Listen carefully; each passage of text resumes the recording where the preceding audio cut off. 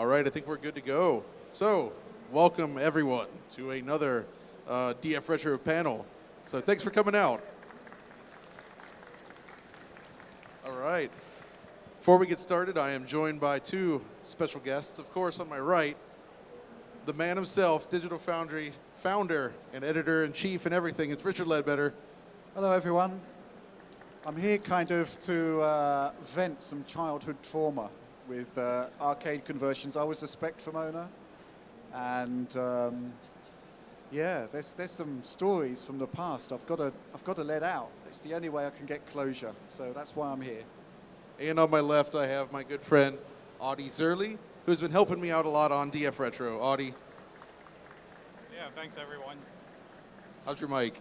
I don't know if it's on, right? Yeah. Okay. Yeah. Okay. Yeah, I'm very happy to be here with my best friend and also someone I admired and respected my whole life. Yeah, and you were sending some Until I met you. interesting tweets about my taste in Zelda games the other day. Oh, yes. We're not going that. So anyway, we're here to talk about these 8-bit conversions. So for my history, I grew up in the United States, if you couldn't tell from the accent. We didn't have much in the way of the Spectrum. You know, the C64 had some popularity, but it wasn't huge. It was all about consoles. But looking over what's been released in the past, I have a lot of respect for the developers that worked on stuff like this. Because who was here for the arcade era? Remembers those machines? All right, that's a good amount. So just to put it into perspective, I kind of told Richard, I feel like porting an arcade game of that era to something like the ZX Spectrum is akin to taking a game like Star Citizen and putting it on the PlayStation 2. There was a gulf in power there. We were actually arguing about what the older system would be, because you couldn't say, you know, for example, a game that runs on 3 2080 Ti's, it would run on a Switch because fundamentally it's got programmable pixel shaders. And then John said, well, okay, a PS3. Well, the PS3 has got programmable pixel shaders. Right. You could probably get a port. So we had to go back. I mean, this was the gulf between the arcade machines of the era and the micros, especially the Spectrum. Just the hardware differences. I mean, you know, the likes of Sega, Namco, they could build machines around the software. Yeah, and this is what really sticks out about arcade games back in the day. They were building the hardware alongside the games. And they were making cutting-edge games often, redefining gaming as they made the game while creating the hardware. And then developers obviously wanted to bring these home. And that happened a lot. In a lot of cases, when these conversions were made, the developers didn't have access to the source code. They often didn't have the machine. They would have to film it with like a recorder, watch a VHS tape, and sort of try to re-visualize the game. They literally had to recreate the game using limited hardware. And I think one of the first stories I want to go into on this, you guys know R-Type, right? It's a great shooter from Irem. And Audie here, you actually have a pretty good story about this one. Yes, I used to work with the developers of R-Type on C64. They eventually became Factor 5, which made Turk and whatnot. Oh, thanks. There you go. And yeah, so back in the day, they were called Rainbow Arts. Now, Rainbow Arts had already made a game called the Giana Sisters, which maybe some of you have played.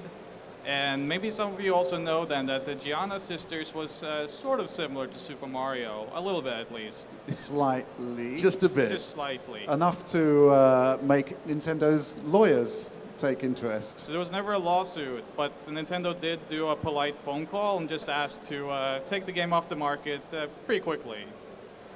So right after the success of Giana Sisters, Rainbow Arts decided to do a shooter. This shooter would be called Katakis. And this game was pretty much R-Type. They were basically, again, copying a game. And the developers did a pretty good job. They released it under the name Katakis to hopefully get under the, away from I think in this case, Rainbow Arts actually had an R-Type machine in the studio. Is that right? So they actually did have R-Type, the arcade machine in the studio, so they could copy it pretty well. They did not have to look at VHS footage like Street Fighter II, which came later. So yeah, suddenly they got another phone call as this game came on the market from Activision, who actually had the rights to R-Type, to politely take this game also off the market just a few months later. So they did, and Activision actually took a look at the game and said, oh, our own efforts will be murdered. We are not even close to having the quality of the Rainbow Arts Katakis. We cannot release our own game now. So they called the Rainbow Arts back again a couple days later and said, actually, you know that game we made you pull from the market? We'd like to publish it, if that's okay.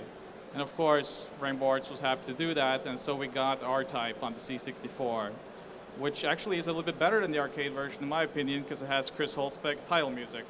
That is true. That is true. And that, the C64 was actually a very capable machine for games like this. Had support for hardware scrolling of, tile maps and everything. So you could actually have a smooth shooting experience, even if the resolution was relatively low. It didn't compare art-wise, but it was a remarkably faithful conversion. And I think they went on to do the Amiga conversion later, which was also solid. Was that right? Yes, so they did the Amiga version, which has a new track from Chris. And yeah, that's a pretty good version as well. So both Amiga and C64. It's also balanced a little bit better. So the arcade version, being a coin muncher, is a little bit difficult. And the microcomputer versions are actually more balanced, which is something we will touch more on with some of the other games here. That's right. So R-Type, that's an example of a game that was converted well from the arcade. It obviously couldn't match it visually, but the developers understood what makes a game like R-Type a good shooter, right? Yeah, but I think it is the case that I think there's games that are sideways shooters or platform games. I think you've got a pretty decent chance of doing a good port to a micro. But then some of the games one of the games you got here, Power Drift, that is significantly more challenging, I would have thought. These are games that really fascinate me a lot. This is, Power Drift. This is the Spectrum version here. When you actually, who actually knows Power Drift, by the way? All right, that's a great superscalar arcade game from Sega. Pushes a ton of sprites around the screen to simulate the look of 3D. Who actually played this version, though? Who played it on the Spectrum? I'm so Anyone? sorry. It's honestly not the worst attempt. It's actually not that bad, I think. I mean, the thing about games like this is this is cutting-edge pseudo 3D graphics brought over to the Spectrum. And some of the choices they have to make, I mean, color clash was a real issue on the Spectrum, of course. Well, not on these screenshots, which look suspiciously like the arcade version. Yeah, that's kind of a problem with these ports sometimes as well. The screenshots, when you look on the back here, this is not the ZX Spectrum. No. A little dishonest, maybe. So what is it about this port that's good? I missed this one back in the day. There's two ports here that I want to talk about. So Power Drift, obviously, the other is Chase HQ. And I think these are kind of represent opposite ends of the spectrum, if you will. So Power Drift does sort of, it delivers the pseudo 3D feel at a very low frame rate. And it's impressive that it exists at all. They were able to create the illusion of different size sort of sprites scaling in and out of the screen. It's in a small window. It's very choppy, but you still get that illusion of being in 3D. And at the time, even at low frame rates, it was still an appealing thing to see on a home computer, right? Only you can make this sound good, because I actually played it. It doesn't play well. It does not play well. On the other hand, Chase HQ, I think this is a very impressive conversion for the system. Although, again, if you turn the box around, those are not Spectrum shots. That's arcade, right? I suspect so, yeah. Yeah. But they made some smart choices. They do limit the color palette. It's sort of like black and yellow, if I recall, where the sky then is blue. But it does simulate that 3D road effect very smoothly. The frame rate is not super high, but it does feel suitably like the original Chase HQ arcade game. And it works. I think that works. It's an example of a game that works well. But there's another superscalar style game that I think Richard wants to talk about here. And this is Outrun, the smash hit from Sega. And this seems like it would actually be an easier port to do than this, but it's an example of, I think we posted a story on Eurogamer actually about... Yeah, it was about the developer of the Commodore 64 version of Outrun. Now, this was going to be by far the biggest game of the year It was the biggest arcade conversion. It was the biggest arcade game of the time, possibly of all time at that point. I'm not sure. Actually, no, Space Invaders and whatnot probably bigger, but it was huge, wasn't it? It was really big, yeah. I remember Huge. seeing adverts for it. And here's the thing, you know, what it required was genius to get that working on an 8-bit system. And okay, right, time to vent my first childhood trauma here, which Keep is... in mind, this was made by one guy. This was pretty made by much. one guy, and there's a really good story on Eurogamer about how he made it. But it was, you know, fundamentally a hugely important title, and I thought it was awful. And because it was a situation where the Commodore 64 just wasn't really built to handle that type of game. It just couldn't really be done. And I remember I was so excited about this game that my parents bought it. They hid it in a cupboard until Christmas. But while they were out, I thought, I've got to see what it's like. So I snuck it out of the cupboard, loaded it on the Commodore 64, and then basically had about 6 weeks to wait before I could officially say that I thought it was completely awful. But but you know, again, that's the situation. The Commodore 64, I think they were using like raster interrupt tricks for the hills and the undulation effect, and the scenery was just kind of like 8x8 blocks, tiles, and the cars would have been sprites, I guess. Yeah, they used cars were sprites. That's right. Yeah.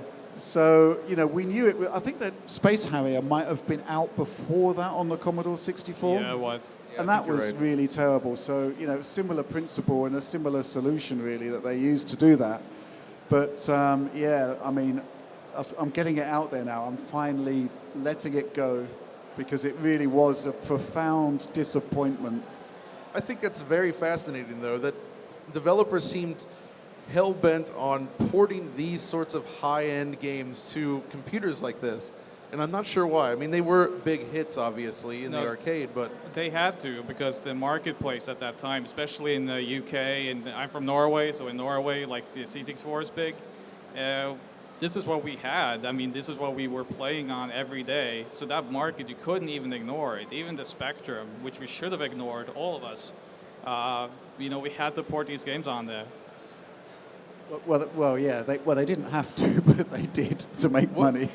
One more interesting thing about Outrun, though, is that actually they shipped it, I guess, with a cassette tape. Yeah, so there's 2 cassette tapes, and actually the cover itself states authentic arcade sound or something, because the second tape has the arcade soundtrack on it, and on the back of the box, they do recommend that you play that cassette tape while playing the game rather than listen to Which the I think sounds. it's clever, because it shows how free-form things were at the time. The developers were like, how can we get this closer to the arcade experience? So we'll just put the soundtrack on a separate cassette tape that you play while you play the game. And, you know, it helps, I suppose. I mean, I love video game music, so any format's good for me. Even cassette?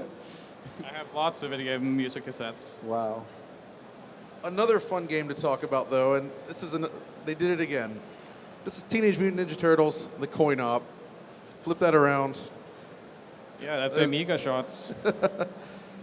That's right, and they actually do say on the box, they specify that this is the Amiga version here on the back. I actually think that came from a consumer complaint eventually, that they had to state where the screenshot came from because there were so many complaints that the back of the box shots were wrong. I think that's an interesting example of how the market has shifted, actually, because there weren't a lot of rules, and we got into the whole developers copying other games, but then there was also issues with publishers sort of not accurately selling the product and putting fake screenshots or screenshots from other versions on there. I mean, compared to what we have today, this is night and day. It's a very strange practice. So what other games we got to talk about? Well, first of all, we didn't actually talk about this game yet. So this is an interesting one where this is, unlike those 3D games, this is a side-scrolling game, but it throws around a lot of sprites on a 2D background. It's a brawler. The problem is, though, is to make it work well, you need to be able to throw a lot of enemies around on screen, and you can't do that seemingly well on the Spectrum at a smooth frame rate. No, this game plays terrible. And actually, I mean, this is a conversion of the Atari ST port, which in itself is really Exactly. bad. So it's just bad upon bad.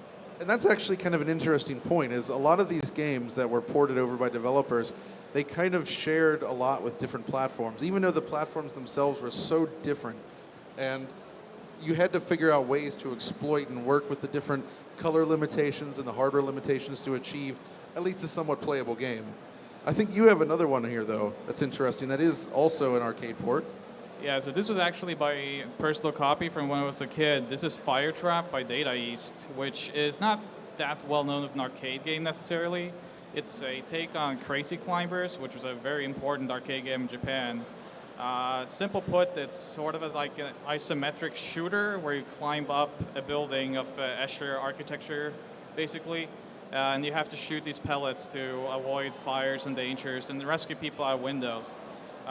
In this case, I think the Commodore 64 version is way better than the arcade because there's something about the blockiness and the limited color use of the Commodore that makes that more visceral. Like it's stronger contrast in the colors, the objects are bigger, and there's more claustrophobic feeling to the whole thing. So the game, because I did find the arcade machine in Nagoya when I was working in Japan a few years ago, and I was so excited I was jumping up and down to play this Firetrap, and it sucked. So I was really disappointed that the arcade version was not like that double, it wasn't that PS5 jump that I was expecting from Firetrap as I found the arcade machine. So you would say this is an example of a game that is actually example. more playable. Absolutely. So it is possible, and this kind of distills the concept of what is an arcade game, and I think that's what you have to consider when developing a game like this. The developers have to kind of step back and think, okay, what is this game? What is the simplest form that it can be distilled into to still make it fun? Yeah, because and then find ways to display it in a way that actually looks... Yeah, because I think arcade perfect for most people just means that the graphics are intact from these wonderful machines. That is one of the greatest follies, I think, of that era, because arcade perfect was the mantra for years, right?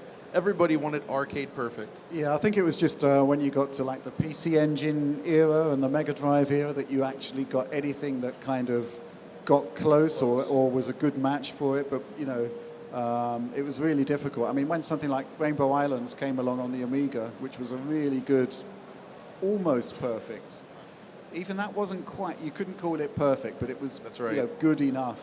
But I actually think the big successes of the era were where game developers produced their own spins on, concepts that were established in the arcade. So, the Thalamus games on the Commodore 64, Delta, all of those sort of releases that they did. Armalite, of course, is a big classic. These were really awesome, technically astonishing games. They weren't necessarily based on an arcade machine, but they were arcade-like in nature. And I think those were the ones where you saw the biggest success because fundamentally there wasn't anything to compare it to. It stood on its own rights. And those were the ones that I remember. Iridium is another classic. It's a sideways scroller. There are many, many games in the arcade like it, but it was tailored for the Commodore 64 when it first came out. And that's why we remember it, because it's just a really nice game for the era, built for that system. Beyond the design itself, another important element with these games is sound, right? So there are instances where these home conversions can actually sound better than the arcade versions. I mean, you unleash Rob Hubbard on the SID chip, and you're going to have magic.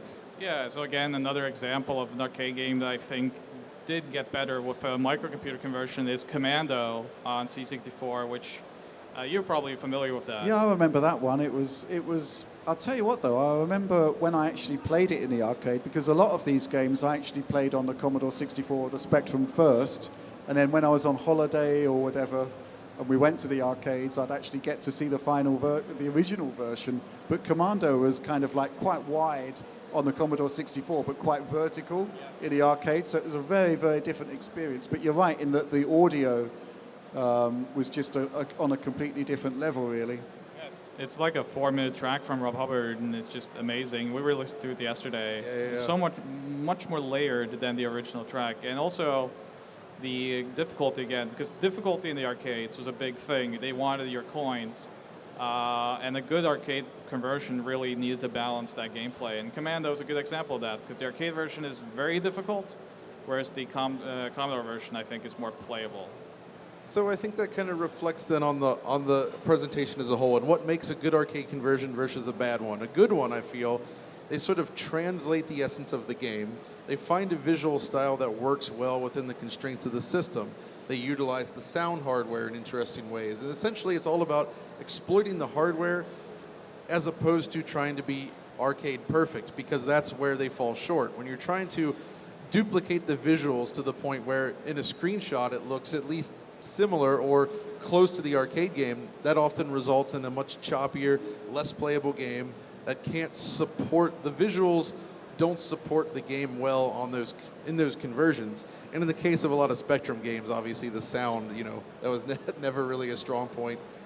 Except for maybe Cobra a little bit, as you were saying. Yeah, I'm not sure that was an arcade game. It's not, a movie but- port. No, right? it's not. It's Yeah. an example of the Spectrum doing okay sound. But There usually, was a lot of really interesting stuff happening on the Spectrum later in the day. Parallax scrolling, stuff like that. Cobra is a really good example. They actually had the Martin Galway's Arkanoid track from the Commodore 64 running on the Spectrum, and it was like, that was quite impressive for something that's, that's what I love about that era in general. I mean, maybe you guys agree here, but like those computers were like these untapped wells at the beginning where you kind of go in there, you're programming an assembler directly to this hardware, and over time you could see developers create things that just seemed magical or just beyond the realm of possibility when they first launched comparatively. And that is something that still impresses me to this day. I think what impressed me most on the Commodore 64 was that there was a real sense that developers, programmers were just competing with each other to do crazy things with the hardware. So, when sprites started to appear in the border, that was like a big deal, and you'd read about it in Zap 64 magazine, and then it would start appearing in other games. And then there was the great sprite multiplexing, because the Commodore 64 had 8 hardware sprites, I believe, yeah. And essentially, as the screen was drawn going down, they could relocate the positions of sprites. So, once the screen has reached a certain point, the sprite at the top there could be used further down the screen. Crazy stuff. And it was just really fascinating to see all of that play out. And there was a sort of level of accessibility for the users as well, because whether it was like CompuNet demos or in the pages of Zap 64 magazine, the diary of the game and whatnot, you'd actually be quite close to the development process at that point. It was really quite a fascinating time. Yeah, it's a little bit similar to today with the indie development, how open the Commodore and the Spectrum really was. I agree. That's some arcade stuff there. But I think we're starting to get closer to the time, right? So maybe we should take some questions, actually. Yeah, any questions? Would you guys like to come up and come on up here? And we'll just pass you a mic, actually. Hello there. When do you feel the term arcade perfect seemed less relevant, basically? Do you think it was more in mind? That's a good one. For me, I think it happened actually sort of during the PlayStation 2 era, because I feel like we finally achieved this with the Dreamcast, where it was basically the Naomi in the arcade was very similar to a Dreamcast in the home. We got there, but by that point, arcades were just less relevant in general, and as a result, we saw this focus and swing over to more larger open world and more story-driven games, and suddenly arcades just didn't matter as much anymore.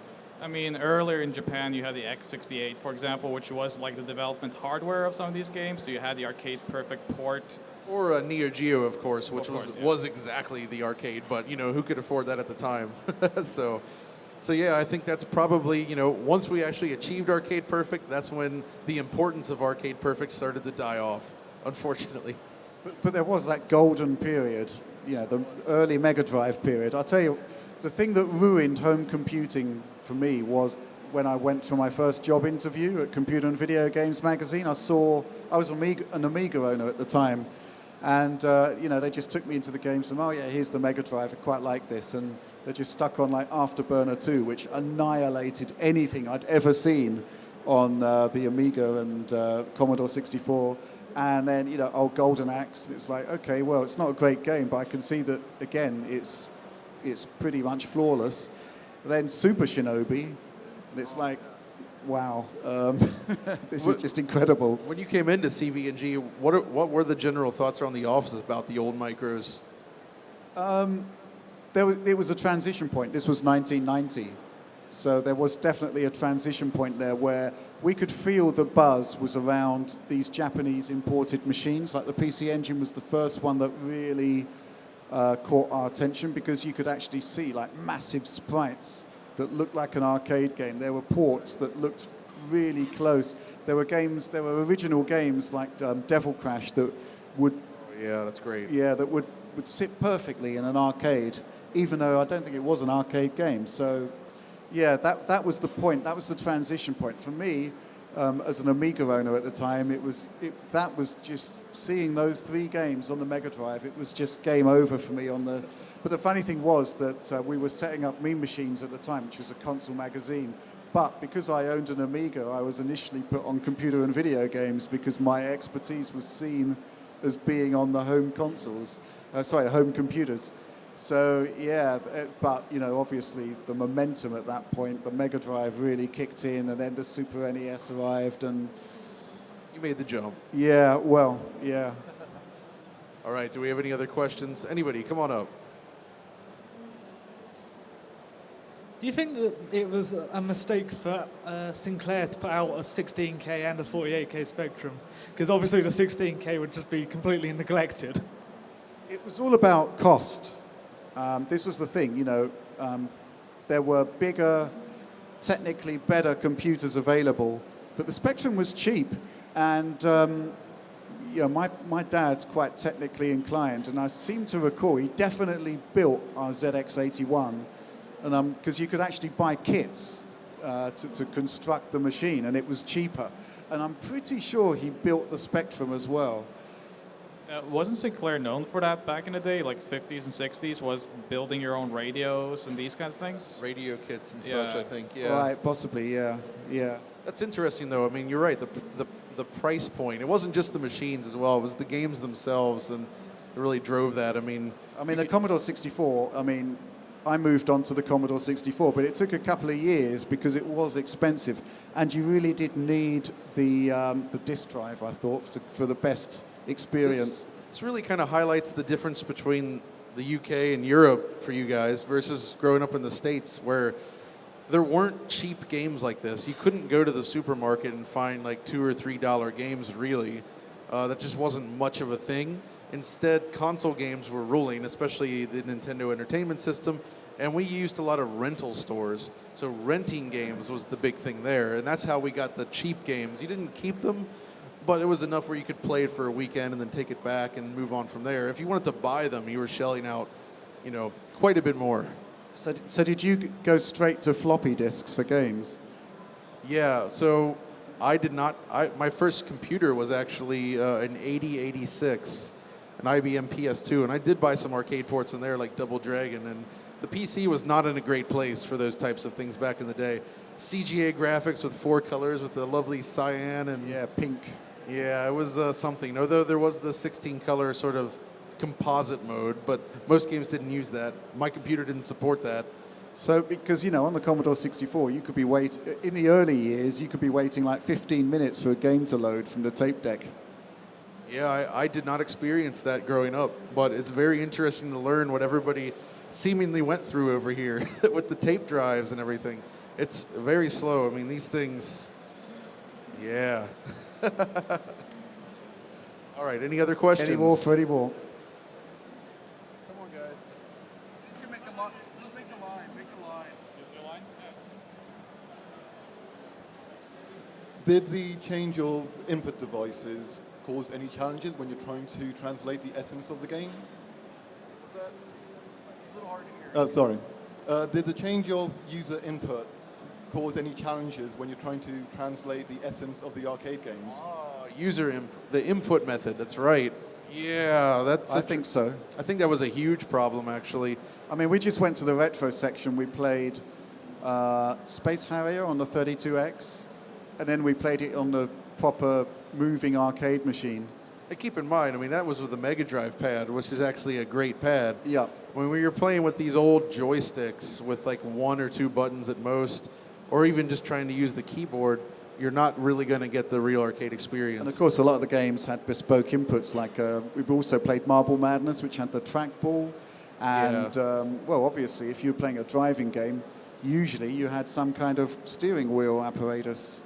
Exactly, or Paperboy, where you have the actual, like the bike handle, you have to tilt it forward and you're tilting like this. They have that over there. It's still good fun. I think that's another example of how developers had to almost reinvent the game, because input is such a fundamental element of the way you play it. So, exactly. Yeah, it's a big deal there. So I think it was a huge consideration for developers to have to take into account there. Yeah, because one arcade port we didn't talk about was Street Fighter 2. Oh, that's right. And that was ported to the micros with 1 button input, basically. 1 5 button. Was that a Factor 5, or who did that? Factor 5 did not do Street Fighter 2. Oh, yeah, that's actually something we didn't really talk about, but that gets more, that's even on 16-bit as well, but on 8-bit. But those ports, everybody wanted Mortal Kombat and Street Fighter 2, if you remember. And they could not have possibly been less fitting for those micros, I think, at the time, especially with the controls. Well, okay, actually, especially with everything, really. The graphics, the sound, the controls. It was not a good idea. That's a case of trying to be arcade perfect and So how did they do it with 1 button? I don't remember anymore. I think you had to like hold in the button and like push different directions to activate different attacks, something like that. It didn't work. There are ways to do this. The old Neo Geo Pocket Color, which came much later, SNK duplicated their 4-button scheme by making it either a tap or a hold. So you could have 2 buttons simulate 4 buttons, and it worked. But I think on those conversions of those fighting games, they didn't really pull it off. Good stuff. So here in the UK, it's pretty few and far between places you can go and play classic arcades. It's not like the States, where the States have massive places with like 600 machines. Why do you think they haven't reproduced some of these games and put them into like bowling alleys and places like that? And do you think we'll ever see a resurgence in them?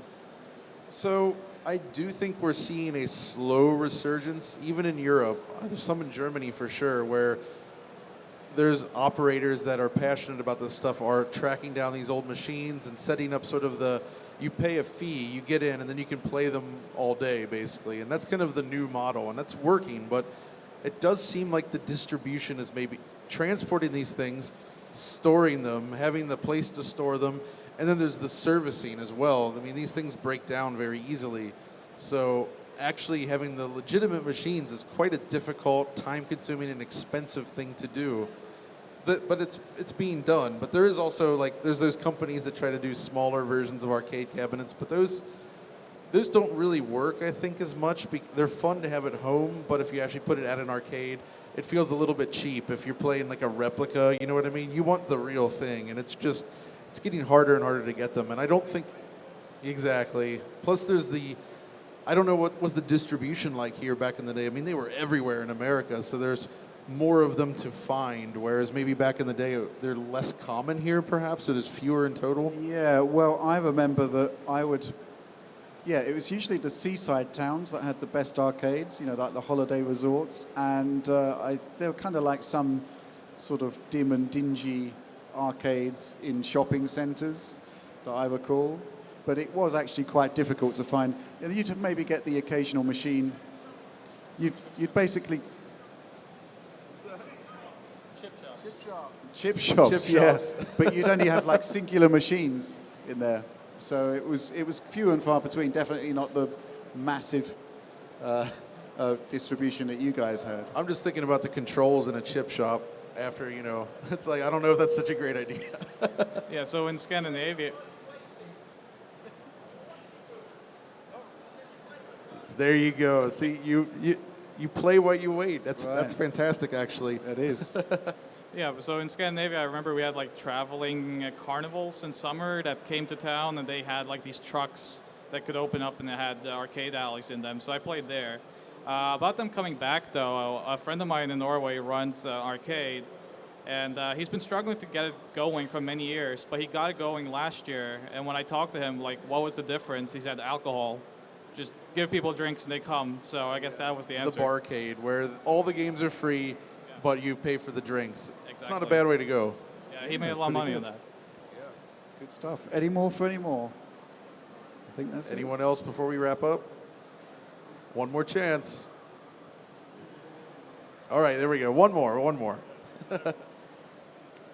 To what extent do you think some of the challenges of converting to an 8-bit machine were because of time constraints? So an arcade machine hits, and then they've got to get a conversion out within 2-3 months. So that puts a lot of pressure on the developers. There's a guy on Twitter you should follow, Paul Hughes. He used to work for Ocean Software, and you get regular stories about the old days and how they did like Operation Thunderbolt in like 2 weeks. Yeah, that is true. That's a very good point. The time constraints and the staff count were so small. You had to get this stuff done in such a short amount of time. So it's kind of amazing that these ports worked out at all. But it just shows that a lot of these guys were very, very talented. And even when the ports didn't turn out as well as you'd like, it's clear that still a lot of work had to go into them to get them there. Yeah, I think the general development time on a Commodore 64 game was about 2 months, was it? 1 month for 2 months. Possibly on the ports, yeah. Yeah. I mean, the bespoke games, I mean, I used to, when I was a kid, I used to go to Graph Gold offices to see Andrew Braybrook and whatnot, and they would actually spend quite a lot of time on their games. You know, you'd get to see early builds, and it would be like a year of development time. But those were bespoke Commodore 64 games, not arcade ports, so yeah. But that's two very different animals, I think, yeah. All right, I think that's probably going to wrap it up for now. So thanks everybody for coming out. Yeah, thanks for coming. Cheers.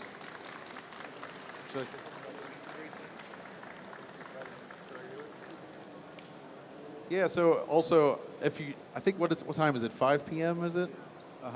Yeah, there's like a little meet and greet thing happening at 5 p.m. I think I will be there, down there. I think so. If you want to guys come by and just chat or whatever, you know, feel free to come on down. And you know, it's kind of a casual, chilled out thing. So that's where I will be. Cheers. Thank you. Thanks for coming.